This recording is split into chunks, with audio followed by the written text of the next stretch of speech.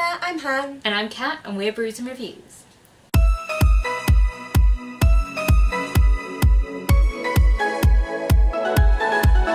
Welcome to day 20 of the Spring to It Videoathon, which we host with Danny Buxton, Brooke Clark, Christina's Journey, The Story, and Stacks on Stacks on Stacks. Today's prompt is, if you like this book, then you'll like this book. So I think it's basically, you know, kind of similar books that we want to recommend that you might like on a similar genre kind of thing. Yeah. Okay, so I'm going to start off with a sort of fantasy apocalyptic type book and another fantasy type apocalyptic type book. So the book series that I think maybe more people have heard of is the Genesis of Shannara series, which is by Terry Brooks. That series is a long distant prequel to The Sword of Shannara and any of those ones. It's basically about how our world turns into Shannara, or Shannara, I don't know how they pronounce it, I think it's Shannara, but I always said Shannara, so I'm going to keep saying it. It has demons, nuclear weapons, elves, just a whole lot of crazy mutated people and monsters and things like that. And it's just great. It's a really interesting series. If you like that kind of the end of our world and about like people trying to survive and figure out how they're going to survive through a demon apocalypse, then I also think that you're going to like the John Shano series by David Gemmell, because this is set in our world, and it's set in a reality where the world turns on its axis every so many years. So what was sea becomes land and land becomes sea, and people have to restart their civilization every so often. So this is set in a time when our world is completely underwater and the sea is now land. So, do the people who were on the land and then it flips to become sea die? Pretty much, yeah. So a lot of the people who survive were on airplanes or in boats or things like that. That's how people have... Like, I don't want to do any spoilers, but think Noah. Okay. Think that sort of... Oh, if he was on a boat... Yeah, okay. That sort of thing. So... You'd just live in a submarine, wouldn't you? We wouldn't know when it's going to happen, because it happens every, like, hundreds of years, so you don't know that it's coming. And it's all about these people trying to survive and, like, the crazy mutated monster-type things that are attacking everyone, and supernatural beings that are completely mental. So, yeah. Please enjoy. So, I'm going to talk about fae, and, like, fae kind of books. So, if you're into fae, the more popular books that I've heard people talking about on BookTube are the Iron Fae series. Now, if you've read this series and you like it, then I think you will really, really love the Wicked Lovely series. The Iron Fae is a little bit more... how to put it? It's a bit younger. Yeah, it is younger. So I do think if you like this one, you'll love this one, because it's more in depth, detailed, and more thought out. The world is more thought out, and it's more relatable, because this is in our world. Well, to be fair, this is in our world, but a lot of it takes place in a fairy sort of reality, that's rather the than thing, like whereas this is in our world. However, if it's kind of the other way round, and you've read Wicked Lovely first, I'd still recommend Julie Kagawa's Iron Fae series, but it might be hit and miss for you, you know. I think you have to go into it prepared that you're not going to get something that is dark and twisted. Yeah, it's not as dark as twisted as this. It's just a fae story. Yeah. However, if you want to go into a fae world, and meet lots of fae creatures, then this series is brilliant for that, because I really did like the introduction to, a lot of them kind of characters, like Grimalkin, and there's quite a few creepy characters actually in them, and I kind of like that. So I would recommend both series, and if you are looking for fae type worlds, then these could be for you. Right, So, next up, sort of high fantasy type worlds with brilliant magic systems. And we have Mistborn by Brandon Sanderson, because Mistborn is awesome. I'm pretty sure most people talk about Mistborn on BookTube because it's so great, and Allomancy is such an amazing magic system where people ingest metals and can basically have powers because of that. And it's just great. If you've read Mistborn, and if you like Mistborn, and you like this sort of magic system and the sort of it's more the setting and the magic system than the plot that are similar in these cases, but I also want to recommend the Black Magician trilogy by Trudy Canavan. Now, if you're going into this book from reading Mistborn, don't expect it to be as adult. This is a young adult book. It is. Like, you have to give it its little... Don't expect for it to be adult and as potentially intense as Mistborn can be. It's not that. It is a fun, intriguing, interesting book. Yeah. And, well, series. And it just has a really cool magic system, and the way that you were immersed into this world is alongside the main character, Sonia. She's a poor girl who's ended up with these magic powers. No one knows how she got them, and she basically becomes a magician.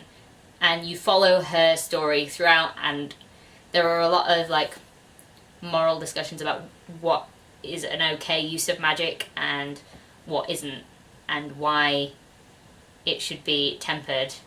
So, of course, everyone has read The Hunger Games by Suzanne Collins. This is set in a dystopian world where, you know, basically, what is it, like a society, like the ruler of this world is basically putting these children into what's called a Hunger Games for them to fight it out, and there are 12 districts and 2 children from each district get put in it. You know, they all get killed and there's one winner throughout it. And it's horrible. It's a horrible system, and, you know, children die every year, and all of the districts they go up in, you know, well, 12 is the poorest, the capital is the richest. So yeah, obviously all of the children want to survive, and it's about a girl who tries to bring down this horrible regime. So in a similar kind of way, we've got Legend by Marie Lu. And this is basically about, you know, a system in which children are tested and, you know, they either get accepted or not.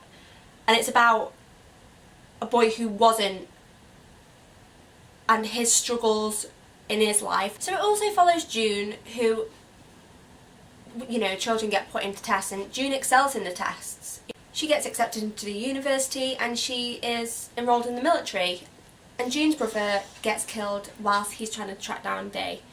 So it's about how June and Day kind of meet. Obviously they're from different ends, you know, one's in this society and the other one's completely been cast out of it, and it's about how they form relations and try and, well, the end result is bring down this system, I suppose, isn't it? Because it's like, I think they're trying to figure out what is right. Like, Day knows that the society is not good for poor people in the society, whereas June has been brought up in that society in a wealthier part of it, and she thinks that that is totally normal until she encounters Day, and then everything goes a bit to shit.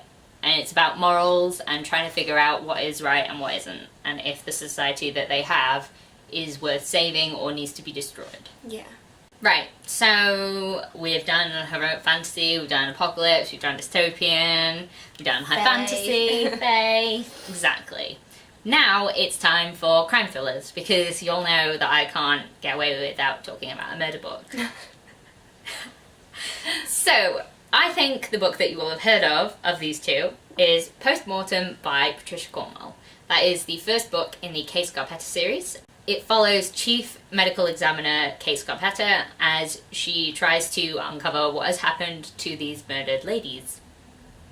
It's pretty much the storyline. It's got some really well thought out characters. I really like following Kay as the protagonist. I think she is not infallible, and that is something I really like about her. She's very intelligent. I really like hearing about strong, intelligent female characters who aren't... She's not a stereotype as well, which is something that I really enjoy.